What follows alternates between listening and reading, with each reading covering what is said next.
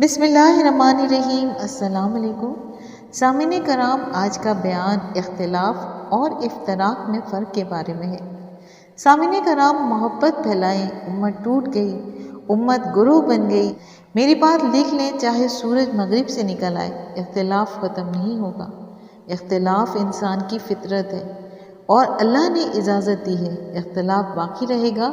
اس کے باوجود اللہ نے محبت کرنے کا حکم دیا۔ افتراق حرام ہے۔ میں عربی کے لفظ مشکل بول رہی ہوں، اختلاف سے چارہ نہیں۔ افتراق حرام ہے۔ افتراق، یہ میرا ہاتھ دیکھ رہے ہیں، آپس میں جدا ہو جانا، نفرت کے ساتھ جدا ہو جانا، اس کو کہتے ہیں فرقت۔ اور افتراق آپس میں جدا ہو گئے نفرت کے ساتھ، اور اختلافات کے کیا معنی ہیں، یہ اختلاف کا مطلب بتا رہی ہوں۔ میں ہاتھ کے اشارے سے، یہ میرے دو ہاتھ ہیں، ایک ہاتھ کا رخ دائیں طرف ہے، ایک کا بائیں طرف، لیکن آپس میں بازو ملے ہوئے ہیں، آپس میں کلائیاں ملی ہوئی ہیں۔ اس کو عربی زبان میں اختلاف کہتے ہیں، جس کی جڑ ایک ہے، شاخیں جدا ہیں، ایک شاخ ادھر ہے، ایک شاخ ادھر ہے۔ اس کو ادھر رہنے دو اور اس کو ادھر رہنے دو، یہ بھی پھل دے جائے گا اور یہ بھی پھل دے جائے گی۔ اس کو ادھر کرنا چاہو گے، اس کو ادھر کرنا چاہو گے، یہ بھی ٹوٹ جائے گی اور یہ بھی ٹوٹ جائے گی۔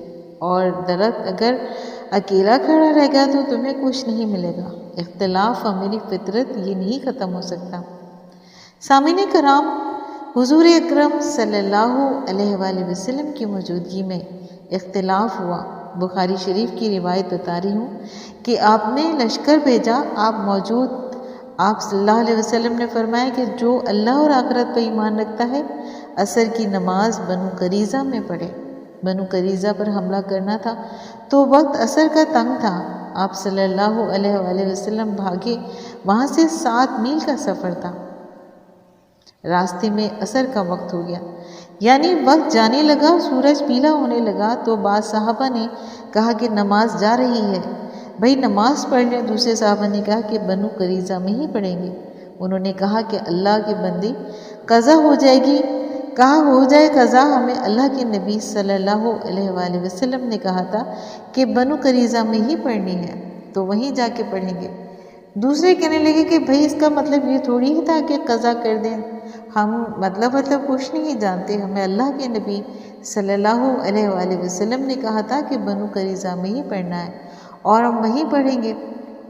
ہمیں اللہ کے نبی نے بتایا کہ بنو قریظہ میں پڑھ لیں، ہم وہیں جا کر پڑھیں گے۔ دوسرے کہنے لگے کہ بھئی اس کا مطلب یہ تھا کہ تم جلدی پہنچو، اس کا مطلب یہ تھوڑی تھا کہ تم جب بھی پہنچو پڑھ لو۔ انہوں نے کہا کہ ہم مطلب کچھ نہیں جانتے، اللہ کے نبی نے کہا کہ تم بنو قریظہ میں ہی پڑھو، لہٰذا ہم وہیں پڑھیں گے چاہے قضا ہو جائے۔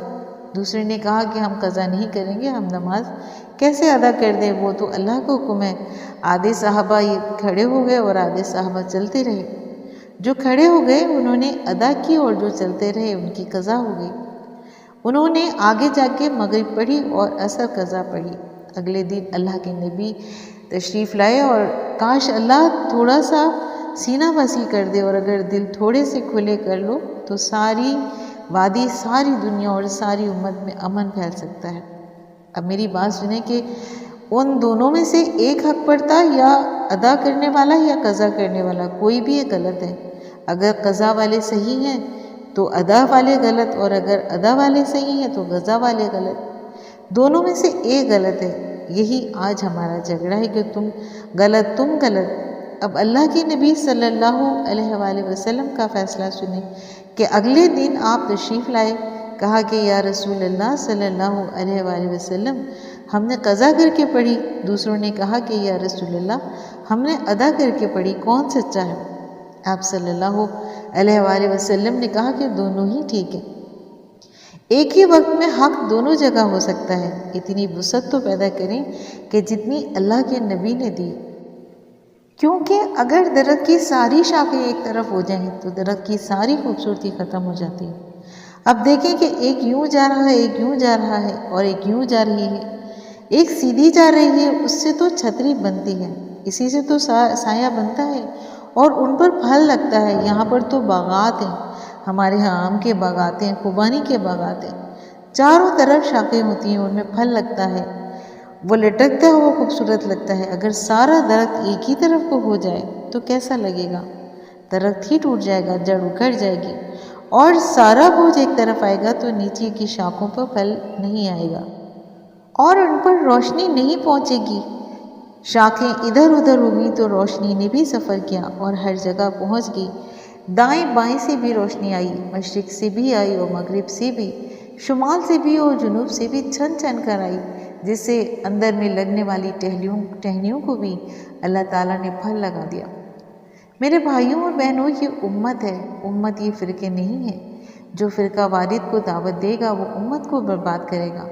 وہ اللہ کا مجرم، وہ اللہ کے رسول صلی اللہ علیہ وآلہ وسلم کا مجرم، کون حق پر اور کون باطل پر، یہ اللہ نے قیامت کے دن فیصلہ کرنا ہے۔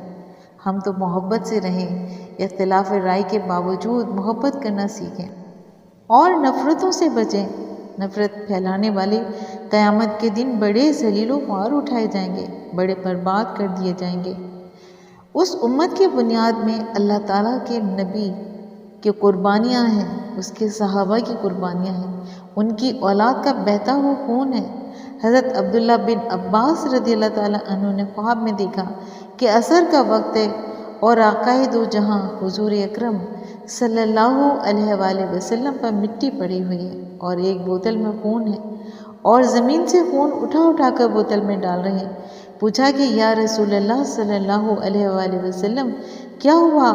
کہا کہ میرے حسین رضی اللہ تعالیٰ عنہ کو میری امت نے شہید کر دیا، میں اس کا خون اٹھا کر بوتل میں ڈال رہا ہوں اور قیامت کے دن میں خود مدعی بن کر پیش ہوں گا اللہ کے دربار میں، اور نہیں تو اپنی تاریخی پر پرلطیف ہو گئی۔ 1.25 لاکھ صحابہ کی قربانیاں پڑھ لیں، کیسے کیسے چراغ بجھے، کیسے کیسے جوان ٹکڑے ٹکڑے ہو گئے، آگ میں جل گئے، دریاؤں میں ڈبو دیے گئے، ان کی بوٹیاں ادھیڑ دی گئیں، نعوذ باللہ، تاکہ ایمان کا بوجھ زندہ ہو، باغ میں بہار آئے اور دین کو ہمیشہ کے لیے باقی رکھا جائے۔ میرے بھائیوں اور بہنوں، ہم توڑنے نہیں آئے، ہم جوڑنے آئے ہیں، اور اگر جوڑ نہیں سکتے تو توڑیں بھی نہیں۔ پانی نہیں دے سکتے تو پانی روکے بھی نہیں، درخت کو بچا نہیں سکتے تو اس کو کلہاڑی تو نہ ماریں۔ میری امت کی قربانیوں کی وہ داستان ہے کہ میرے رب کی قسم دنیا میں اور کوئی امت اتنی قربان نہیں ہوئی جیسے یہ امت قربان ہوئی ہے۔ اللہ کے کلمے کو دنیا میں زندہ کرنے کے لیے، اللہ کا پیغام دنیا میں ہر انسان تک پہنچانے کے لیے اختلاف ختم نہیں ہوگا۔ میری بات یاد رکھیں کہ اس کے باوجود محبت فرض ہے۔ گالی دینے والے کو دعا دینا سیکھیں، مظلوم بن جائیں۔ میں کہتی ہوں کہ مظلوم بن جائیں۔ اگر اللہ تعالیٰ تمہاری عزت نہ بڑھا دے تو دیکھنا۔